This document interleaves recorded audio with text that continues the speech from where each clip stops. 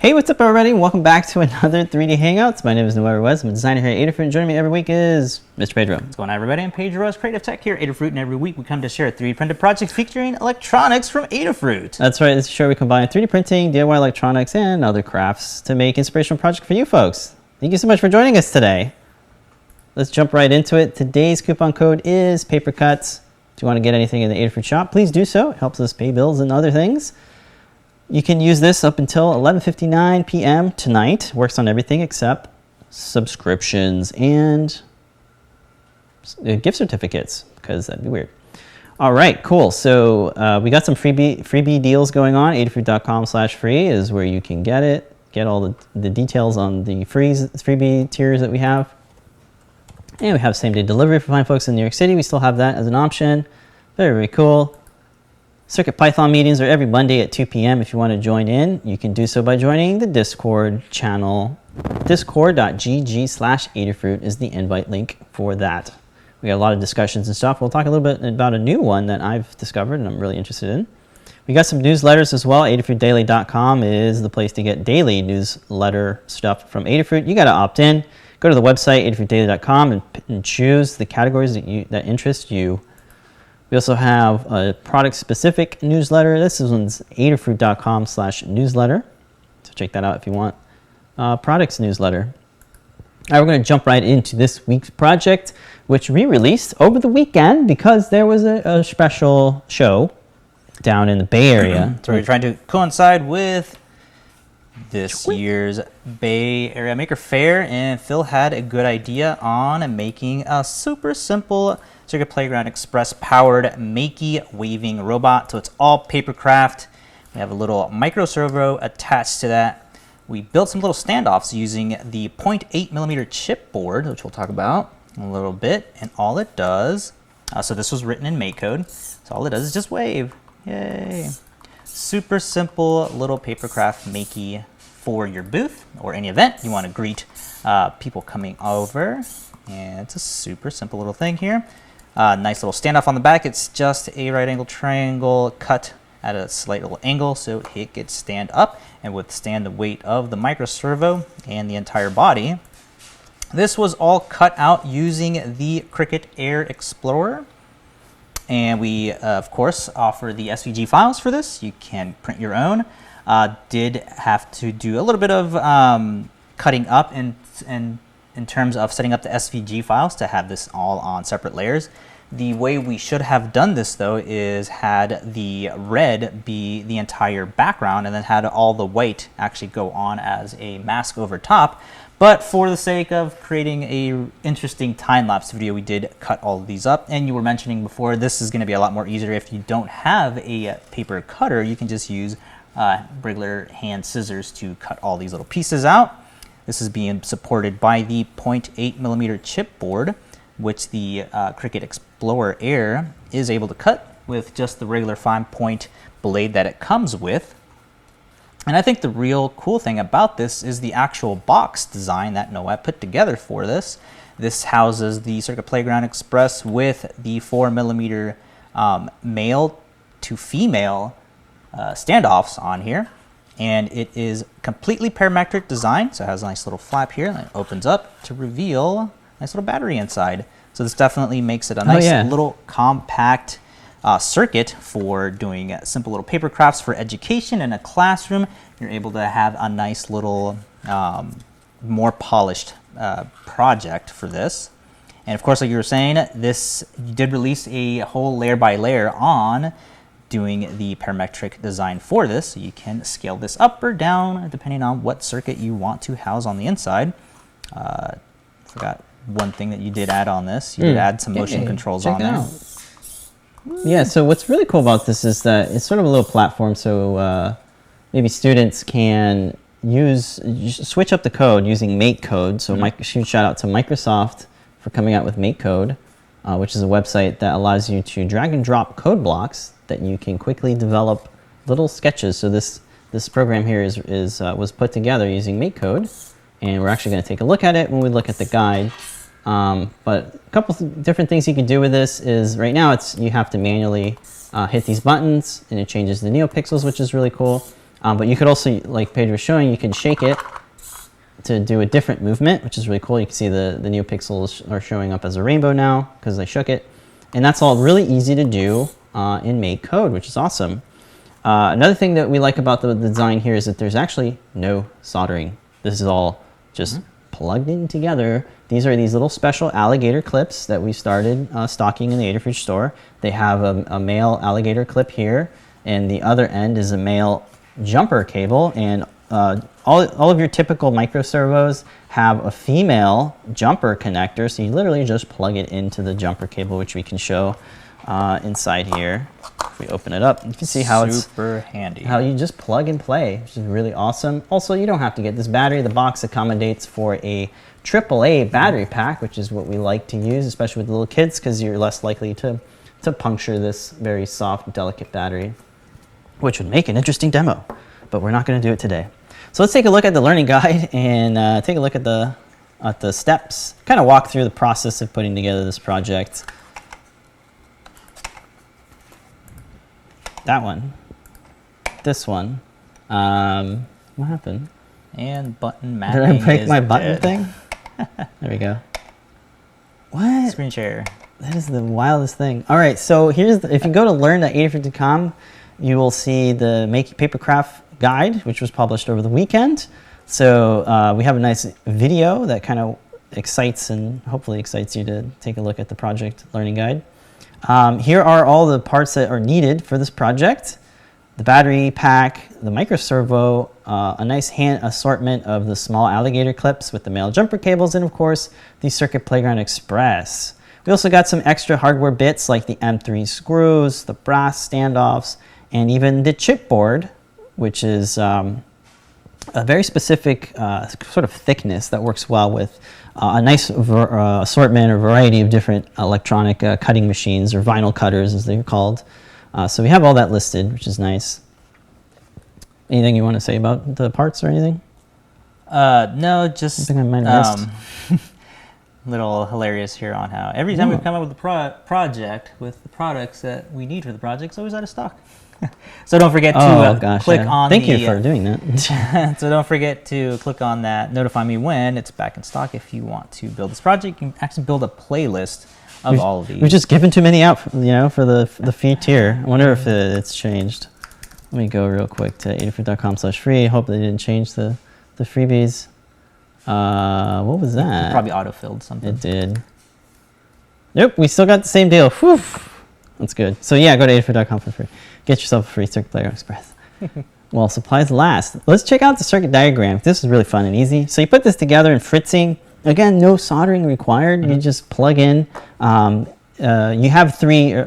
You can change up the pinouts, but this is the one we're using for the MakeCode, which is easy to change. But we figured we'd just throw this here together just to show a visual of how the wires go. Yeah, so the yellow wire is going to A1, which is your analog input. You'll be able to control the servo through that, and then power goes into V out, and ground connected to ground. That's right. Pretty simple and straightforward.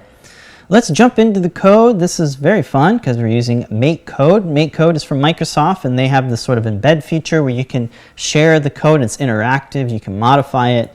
Very, very fun and easy. So in this example, we have a little, the purple colored block is saying on button B. When you click it, right to the servo, which is on pin A, make it go to 90, which is the value here that we have set. And then show the ring, and then we can modify what colors we want and which LEDs we want to display. It's super, super simple. It's that easy.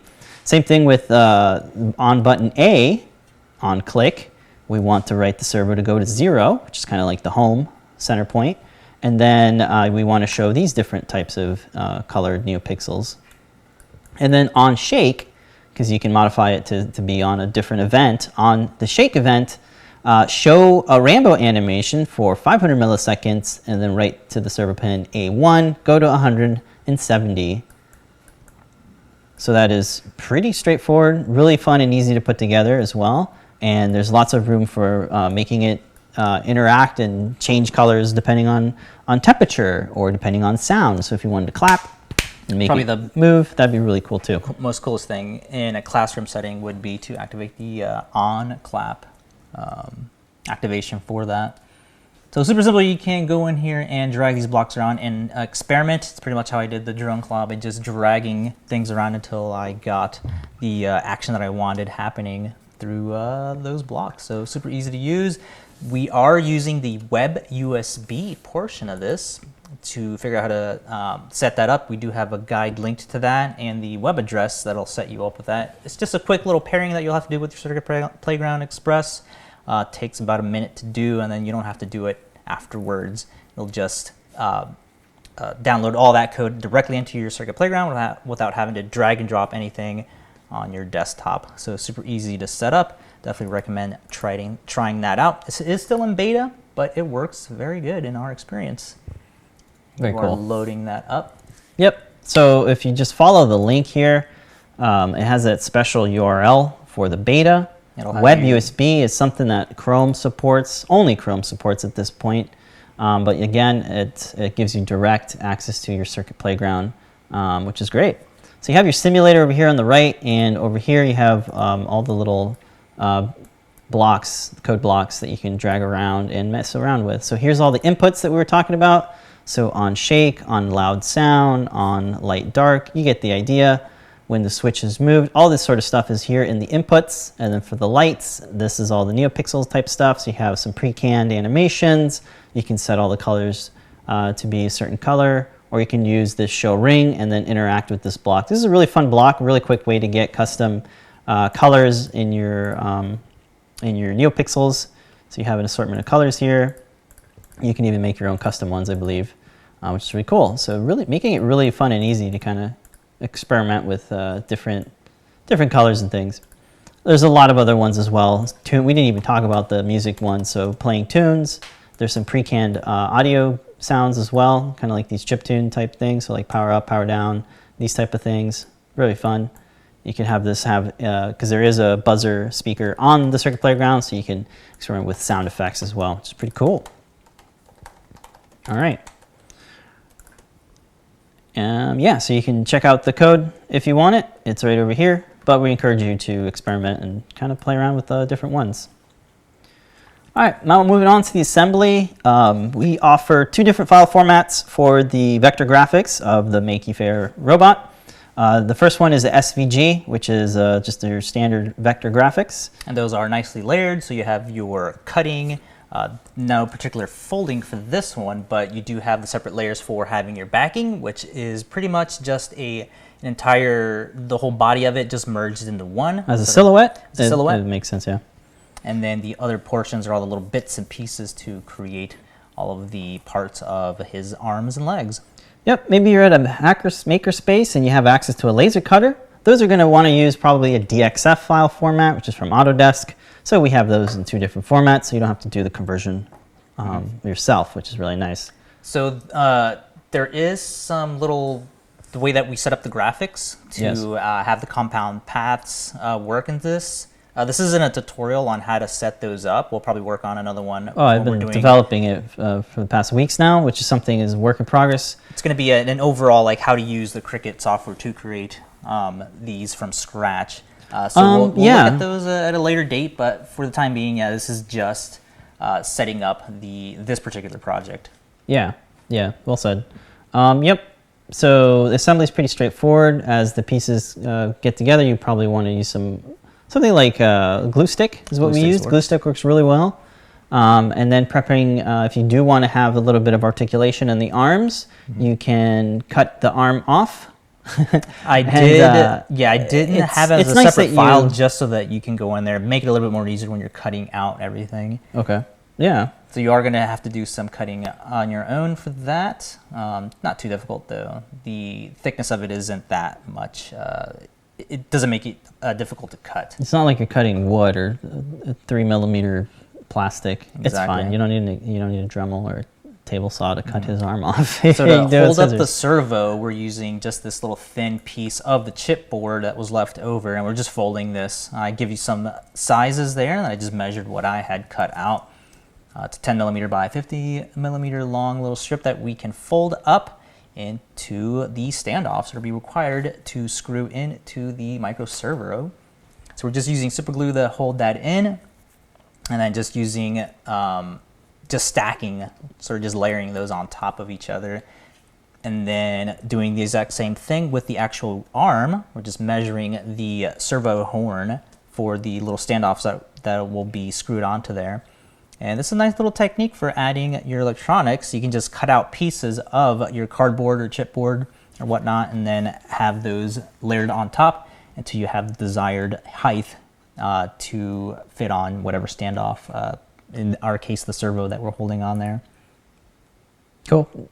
Most micro servos come with the assortment of servo horns and screws. So hopefully your servo came with the hardware that's appropriate, because each servo has a different size of horn, which we came to find out. You can't just kind of mix and match different servo horns. Yeah, the gear teeth are different between the different servos. Yeah. So definitely use the one that comes with yours. All right, so now we're going to build a stand. So unfortunately, I didn't actually cut, or I didn't design this to be cut out, like as a design, file. So you are going to have to sort of cut this out yourself. I do give you some measurements though, so you can get the nice little measurement for that. And we're just going to fold that over itself to create the nice little standoff. And I did add a little bit of a angle to the bottom, just so that Makie actually stands like at a 10-degree angle to give the servo like weight for it to hold up. Cool. All right. So it doesn't topple over easily. Yeah. Exactly. Yeah. So we're just using M2mm by 8mm long screws to mount the servo. The 8mm long M2s do not come included, so you are going to have to get those. We do link that in the overview guide, though. We're just getting it from Albany Fastener, but you can definitely use any M2 screws that are laying around. Hopefully the pointy kind, right? So that you can poke through the material. So I talked about that earlier on how to actually make the holes for the standoffs. I'm just using one of the pointy screws that come with the servo to actually so build tapping it a little bit. to tap that. Yeah. Cool. And then we include the box design here too, which is linked in your layer by layer as well on how to set that up. Super easy. You can cut that out with either scissors or, of course, the any paper cutter, laser cutter. Yeah. And it just makes it a lot more easier to have a nice little enclosure to house the battery. And the otherwise it just sits there. Yeah. So two different three different file formats. You get the source and the SVG and the DXF for the box. Again, the Fusion 360 source is parametric, so you can update the sizing on that. Measure out whatever electronics you want to install in there and edit the files for that. I think we have a segment on looking at the user parameters for that. Sort of. I'm just going to talk about it. All right. So then Circuit Playground and Express is installed with the standoffs. The before we back up a little bit, just the M3 brass male to female standoff screws. We did release some in the store, I think yesterday, but it's not the ones that we're using. I kind of like these a little bit more better, just because it has the extra male plus the female on top. You're able to poke through it and use less nuts. A nut to actually secure the standoff. So definitely check those out. They are available in different sizes. You don't need something that's so big, which is the case for us, which is why we're using the 4mm long ones. There's nothing that needs to go underneath. The wires are all routed underneath the board. Yep. So there you go. There's enough clearance for the wires to poke through when you're using 6mm, which is kind of the shortest ones you want to use. But you can use larger, it's fine. Yeah. All right. And then last step, of course, I didn't mention it, but yeah, make sure that all of the glue is dried before you actually start mounting anything onto there, because you don't want it to stick to there. Okay. But after the glue is dried, you mount everything up. You just line up these servos and we'll do test your code. Do it this way since the GIF isn't rendering right. And there you go. Yay. Super simple Papercraft that can be adjusted to work on any other sort of character. Here's a great tip from AT Makers. Bill Binko is saying, be careful when you're working with servos. You don't want to, it's safer to use 170. Oh, okay. He's saying it's safer to use 10 to 170 as the value as opposed to 0 and 180 because the servo can get kind of kinked, the gears get locked, and it might burn out the Servo, That's a good which point. we have done. We've done it a couple times We've already. worked out 2 so far. Yeah, so yeah, that's why you saw in the code I had it set to 170. What I ought to do is change the 0 to a 10, like Bill has mentioned. That is a lot of tweaking that you're gonna have to look at when you're looking at your angle of what is being rotated, and also listen to make sure that there's no audible noise coming out of like struggling going on with the wire. You'll hear it when the motor's gears. stressing, yeah. Especially with the microservers, so since they do have plastic gearing on the inside, you want those to melt. They do get warm, so that's another thing you get to do as well. Make sure that it's nice and cool. Yep, and if it does get locked, take it apart and see how it works. Cool. All right, so what is this guy? Who is this? So this is our mascot for the new add-on board for Circuit Playground Express. It is the Cricut. Yep. Mascot. He's a Cricut. He's a smart Cricut. He likes electronics. Here's the Cricut board. So this is a new board from Adafruit. It was available, I think, yesterday. It just came out. So you can pick yours up now. It's meant for creative robotics, educators and students alike. It's an add-on to the Circuit Playground Express. Gives you motor control, servo control, drive control, audio, NeoPixel, all that in a nice little package here.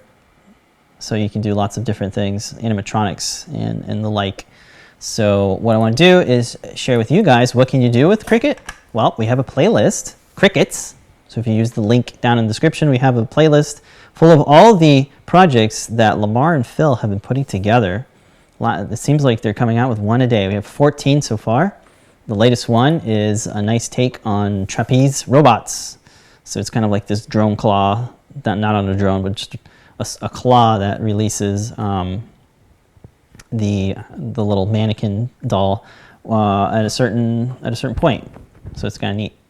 That's really cool. When it detects the high enough G-force, it'll open up the servo gripper. So check them out. Very, very fun projects. And code and all that is available in the blog post of each project. So it's really cool. So that's Cricut. We have some plans for future projects and stuff. For now, we have a paper crafted Cricut. Cricut. I was gonna say there's Cricut more projects robot. that are in the works. Yeah. So that's cool. All right. So let's jump over. That was what we're kind of what we're prototyping. We're prototyping a lot of different paper crafts. Pedro's been working on Jolly Rancher. Is it called the Jolly? I don't even know. The Hackaday logo. The PT. Yeah, this is going to be another one. Nice little simple design on the. Yeah, I think it is the Jolly Rancher from Hackaday. So over the weekend, we got our hands on the knife blade, which lets you cut thicker material. So this only works with the Cricut Maker, and I think you want to play the video for this. Oh, sure, yeah. So prototyping. You want to look at the knife blade? Yes. The knife blade. So cool. So there's a new machine out from the Cricut brand. It's not really new. The Maker. It's really the blade that was just released recently. So they have a new accessory. It's kind of a tool head for the Maker series of Cricut machines. It allows you to cut thick material, thicker material than the regular sort of other brands of Cricut machines. So let's just kind of run through the video and show you it now. So this is the knife blade. It's back ordered right now in certain areas, but you can probably pick it up at michaels.com and get it in 1 or 2 weeks, I believe. The difference here, go ahead. Yeah, the main difference between this is that instead of just dragging the knife around, it's actually using gears to turn the blade in the direction that it's actually going. So you are going to have to do a calibration of where it's going. It's basically like a printing calibration. It'll cut 2 lines and tell you which one is more aligned. Yeah. Because instead of like I was saying, dragging it around, it's actually turning the blade in the correct direction. And here you can see it in action. Yep. This is the 1.6 millimeter chipboard, which is pretty close to what the AdaBoxes ship at. So the first profiles that we tried for this, it didn't cut deep enough. I think it was only doing like maybe 4 passes. The one that did work was, I believe, the base wood, 132 or 116. Let me look at it real quick. It is the the 132 base wood. So this cuts it, this gives it like 20 passes, which is definitely enough to cut through. So we actually stopped it right around 10 passes, and it did a really good job. You can see just how clean all of these cuts came out. Of course, you could do all this with an X-Acto knife. You can do this all by hand, but if you're like in a classroom setting where you need to cut a bunch of these up, it doesn't make sense. And plus, you'll get a lot more finer cut. You'll save your fingers. Yeah, so we cut these out literally yesterday, and we are working on making a guide that documents everything we just said, because it's all just numbers and words if you don't have any visuals to it. So look, there's a nice fail there. Yeah, so we're dialing in the settings, creating custom profiles. It's not like 3D printers where you have 1,000 different settings, but there are some settings that you want to account for when dialing your material settings. But for the most part, the Cricut machines have some pretty decent default profiles for vinyl, for construction paper, for cardstock. All that stuff's really easy to dial in. It's the harder, thicker materials that we haven't played with yet that we're trying to figure out. So what we have is some links to the materials that we're using, particularly the chipboard that we're using with the non-knife blade. Is it safe to say? Yeah. Yeah. So this should work with any of the Cricut's silhouettes. Silhouette, Cricuts, any of those with the fine point blade will be able to cut this with 3 passes and the max pressure that you can apply. So for the Cricut, I don't know what their number values are, but it's 350. That's the max. So you can kind of change the profiles here. This, the way paper works, they don't tell you what the thickness is. They tell you what the weight is, which is kind of weird. So 30 point or 624 GSM, which is grams per meter. That's the way paper and paper manufacturers label their stuff. But we figured we'd link it. So this is linked in the guide so that you can use this very same material. And while you're on that, let's go ahead and go over the overhead so we can take a look at what the thickness of that actually looks like. Yeah. And this is perfect for backing. Yeah, as you see here in the photos, you can see it's mainly meant for this type of stuff, backing, scrapboarding, notebooks. Material. And it comes in a wide assortment. We're going with the 12 by 12. Most of these machines will have a build volume of 12 by 12 inches. That's 300 millimeters or so, which is pretty big for starters. So the reason why you want to use this for backing is because we're using pretty thick cardstock for this, but it's still going to be pretty loose as compared to the 30-point chip board. Here it makes an excellent backing, especially for things like this. And then for actually just the bottom of this, you're using the thicker for smaller details like the antennae here. It gives it a lot more strength for the 40 point paper. So that's the thicker one. So if we move on to that one now. Are you telling me to go on to the next one? I don't have that. What do you mean? Oh, that one's not linked? Oh, you want the product page for the thicker 1.6 millimeter? Yeah, so I have another tab here for this thicker stuff. This stuff, it's kind of funny. You got to be careful when shopping for material. This one doesn't tell you how thick it is. We had to buy it and find out how thick it was. Some people say in the description, they say it's 2 millimeters, but it's actually 1.6 millimeters is what we have. Maybe our calipers are different. Maybe we got different. But this is sort of off-brand. Cricut sells their own type of material as well.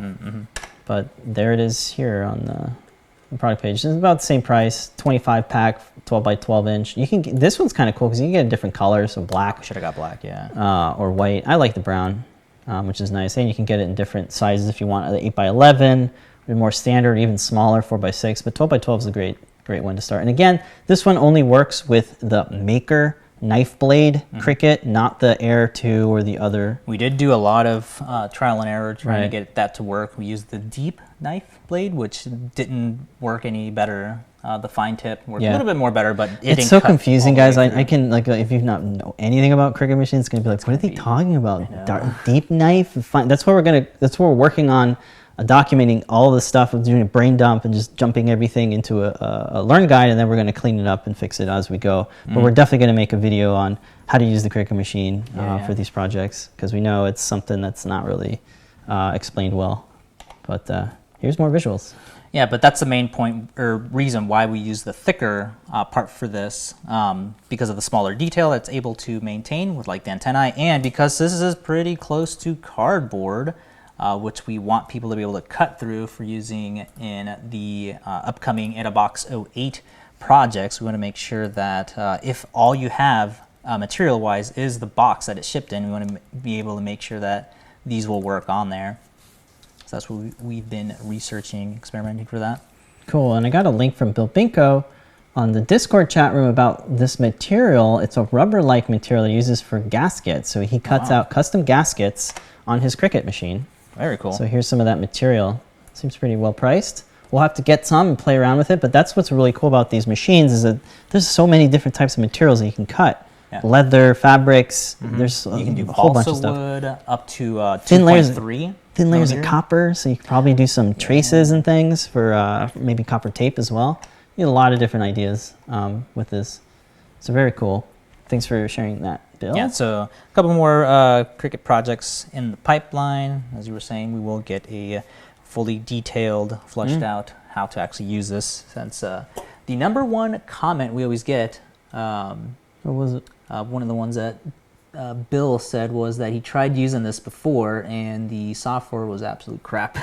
But this was years ago, so yeah, we'll, that seems to be everybody's similar from Kirby. Is like, oh, the software's crappy. It. Yeah. So it's pretty decent, I gotta say. They've done they call it Design Space. It's pretty neat. We'll probably do a tutorial again on it as well.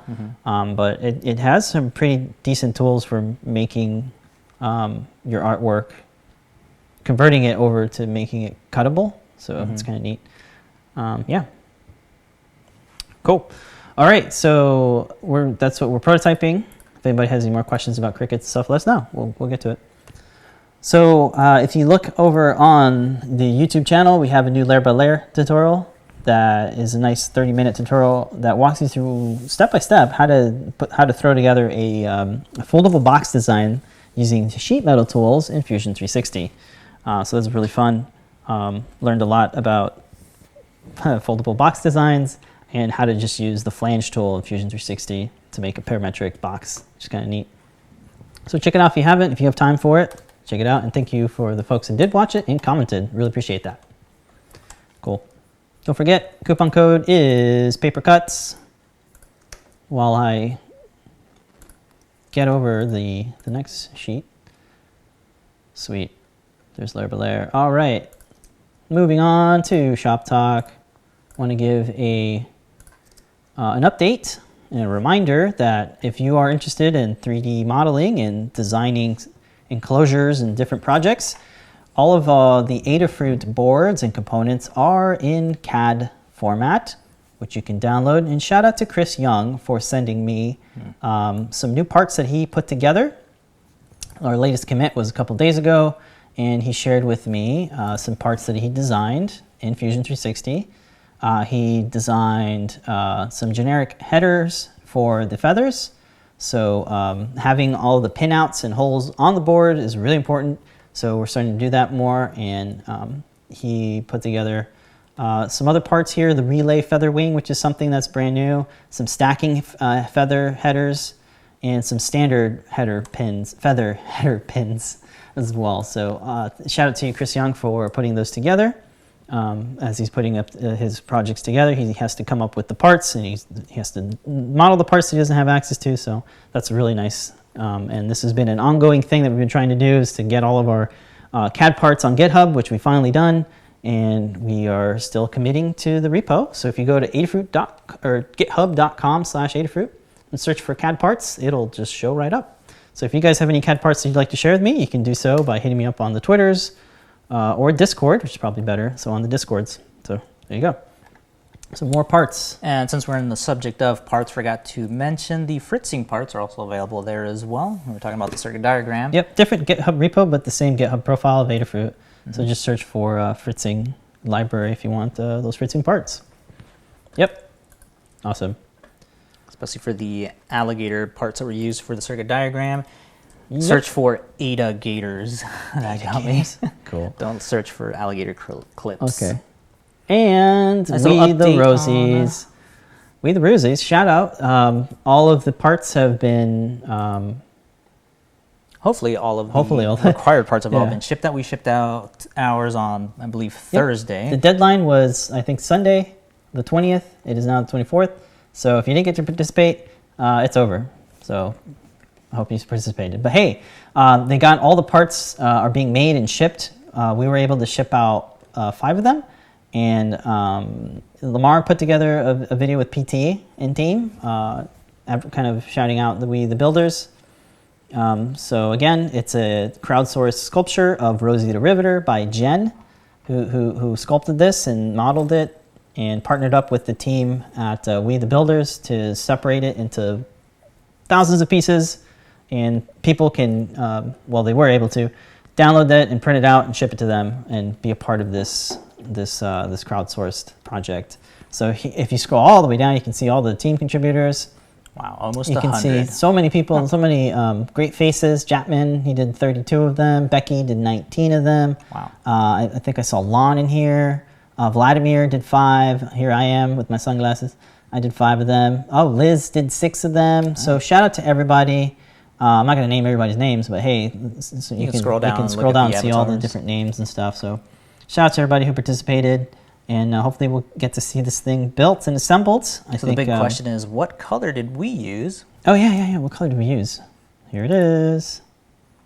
We're using Woodfill from ColorFab, since it is the closest skin tone color that we had. All Yeah. of the other ones were all like 175. Bright pink, Or bright pink. purples. And But we're using the 0.8 millimeter nozzle on this with a 0.4 millimeter layer height. Yeah, just So- to print it quicker. Yeah, we needed to get these out Yeah. pretty fast.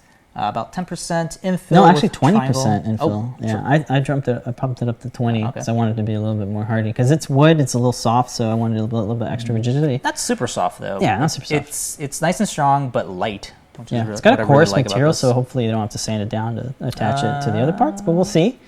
We'll see. One of the things to track it is we had to write on it the X, Y, and Z numbers, which helps them track when assembling which part goes where. So that's pretty cool.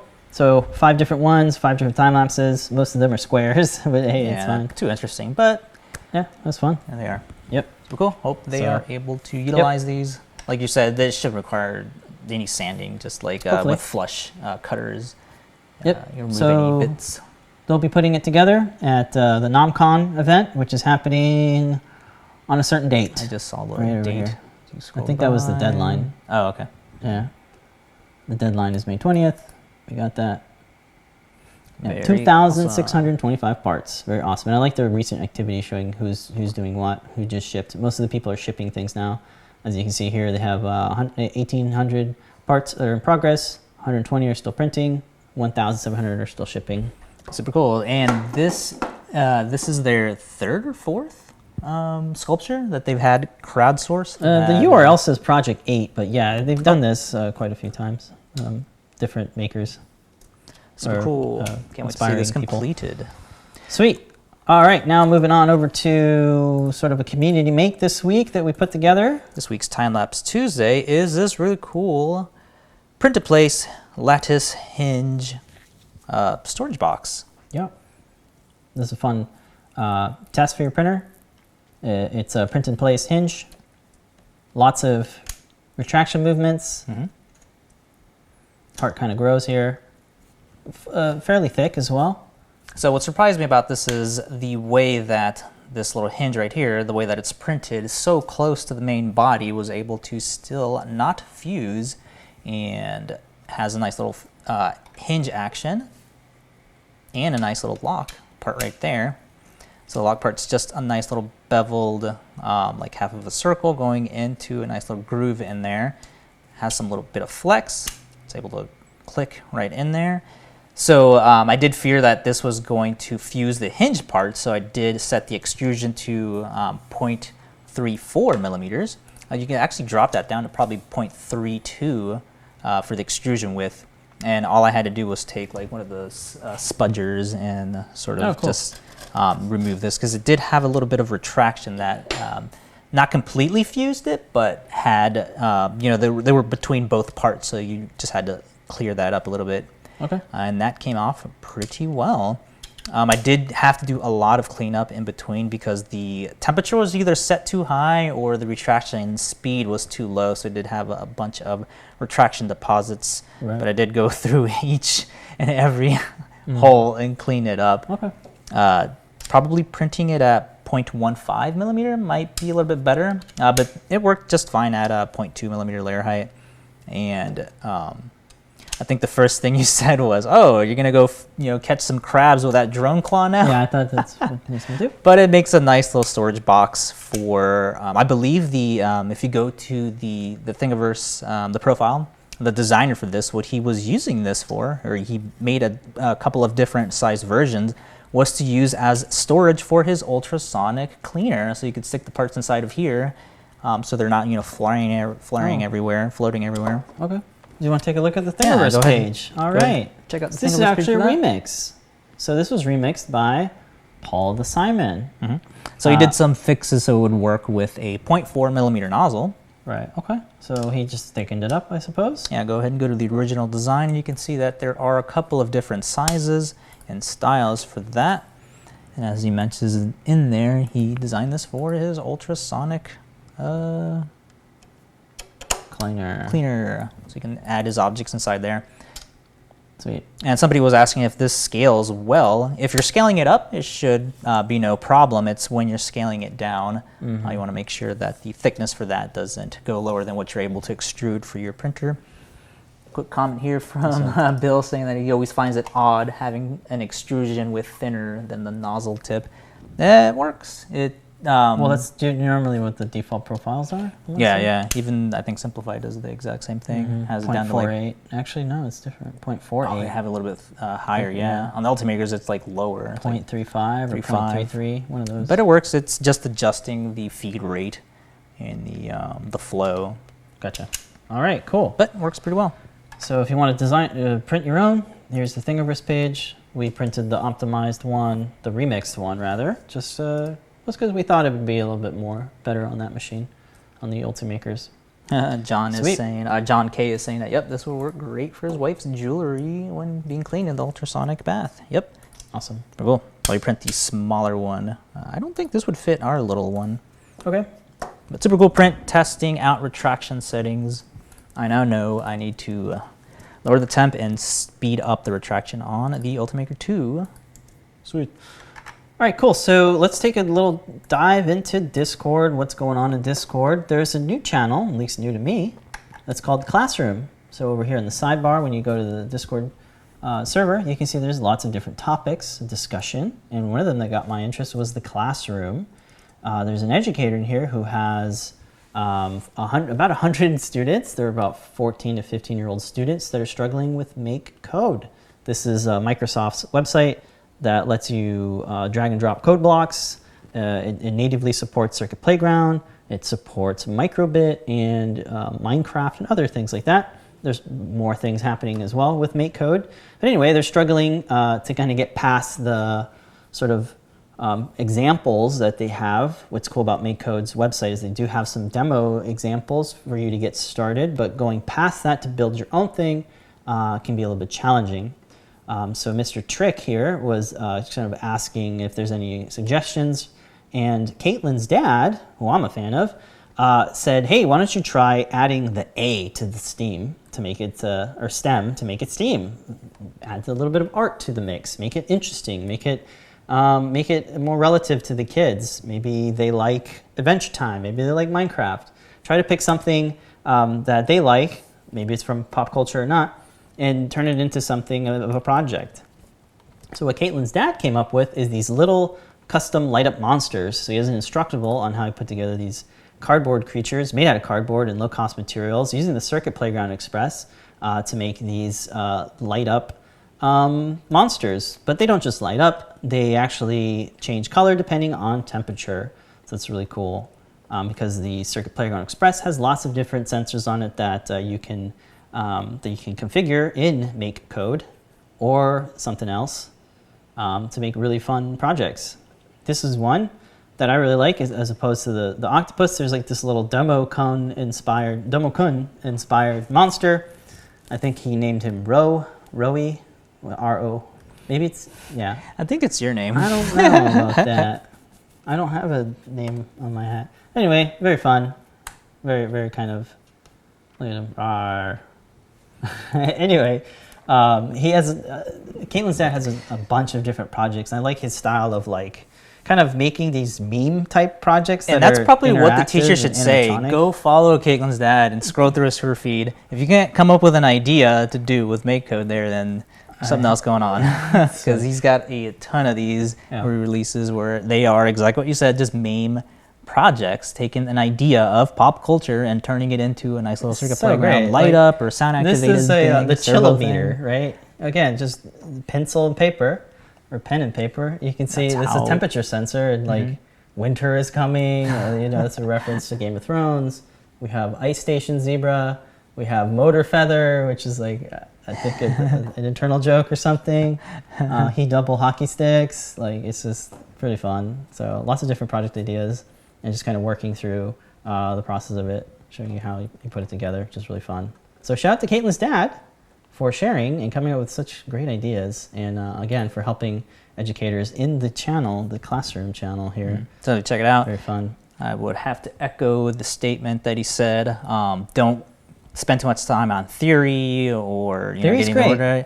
That's great after you're already interested. Get them interested with getting, turning the whatever video game they like actually making a prop of that. Because then once you get them hooked that way, then they'll try. Then they'll start to actually research. How do I actually get this to work? Yeah. How do I get this to turn a certain way or light up a certain way? As Caitlin Dad written here, he's like getting the kids motivated. You do it with a tangible object, which is really good here.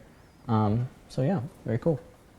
All right, we got another cool nugget that was in that chat room. Go ahead and check that out. Check out all of the chat channels that are on Discord. We have a ton of them. We are, of course, right now in the live broadcast, but we always hang out in 3D printing. And there is even, this is where the channel for the CircuitPython meeting is. If you scroll all the way down, there's the audio chat rooms right there where it says voice. Yep, nobody's in them right now because we're all doing the thing. So check that out. But CircuitPython is right above the classroom one as well. So you can see all the great stuff working on developments in CircuitPython and beyond. Yep, we'll have Dan, Kattni, Carter, all of the CircuitPython team. Of course, Scott in there as well. Helping, and of course, adding leaks on there, and of course, all the new code that's committed on GitHub. Cool. Check and that out. Update from Bill Binko. He sent his as well. He printed his Rosie the Riveter parts in Hatchbox Woodfill. And he'll actually be at the NomCom event. What? Nice. Awesome. Do some video. Would love to see it. Wow. Cool. So as we've been kind of coming up with these low-cost material projects, we've been looking at a lot of different makers out in the community that are educators, that are working with kids directly and coming up with different projects for their courses and their curriculum. And one of them that caught my attention was Colleen Graves, who is an author, librarian, teacher, maker extraordinaire. And she has some really great write-ups on her blog. I follow her on Instagram and Twitter. And I saw this one, which is really cool. This is this is a project on teaching kids how to design and build their own marble mazes using electronics. So this is really cool. So using low-cost materials like cardboard and straws to design a game board, a maze, and using electronics to make it interactive. Using the Makie, which is a great piece of tech. It's a great board for beginners. And using Scratch program to make drag and drop code blocks so you can make interactive board games. So she's documenting it like actual kids making actual projects. It's right here. You start, she's kind of listing it by day one. They are plotting and designing it with a grid-based approach. Very, very cool, right? And then around day 3, they start prototyping, working with materials, again, low cost. What is this? Tin foil or aluminum foil, cardboard, tape, hot glue, straws. All this stuff is easily accessible. It gets thrown away, and you can use this material to build your game. So you can see the kids actually testing out their stuff here. Even tape, why not? It's prototyping. Copper tape, regular tape. Lots of great examples here of these are real kids' projects. Very cool. And there's one of them that I wanted to show. that kind of, as you see, it's completing circuits because the ball is made out of metal, so it's able to shoot out some sound effects and some lights and things like that. So lots of different project ideas here from Colleen. And she has a couple books as well on inspiring kids and educators to start making stuff. So very, very cool, and shout out to Colleen for just sharing and being awesome. Cool. Got another one. This one is from John Umekubo, who is similar in the same vein as Colleen. He's coming up with these laser cut modular pieces that snap together to make these little kind of monster creatures, and then using electronics to make light up eyes and that sort of stuff. So really, really cool idea, I think, to make these kind of pre-cut pieces, and then the kids just kind of smash them together, Lego style, to create different creatures. Very cool. And then one last one. This one's from Rob Morrill, who is on Twitter and sharing a bunch of his creations for his classroom and students. He put together this kind of plushy stuffed monster that's using the Circuit Playground Express as the mouth, and as you shake it, it kind of tells you answers. So think of it like an 8-ball. You ask it a question, you shake it, and then it gives you an answer via light up lights and sounds. He also did some sewing here, so he sewed it onto this nice little plushy character, little octopus, and it's got these Flora LED neopixels. It's very cool. You shake it and ask it, and it tells you whether it's happy or sad. See, it's got a happy face.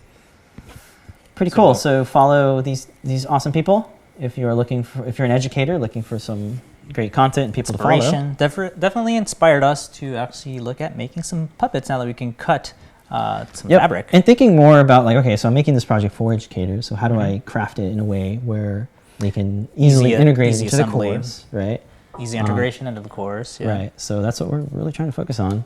And that's what AdaBox, I think, will be the main theme of: low-cost materials, rapid prototyping, educators, young kids, make code. And lots of Papercraft, cute characters. Yeah. Woo-hoo. All the links will be down in the description after the show is live. I have them in my notes, and I will drop them all there, including the 3 awesome makers: Caitlin, Colleen, Rob, and of course John. So, cool. Very cool. I think that's going to do it for this That is going to do it for the show. Let's go ahead and run through the last things. Don't forget, coupon code is PaperCuts.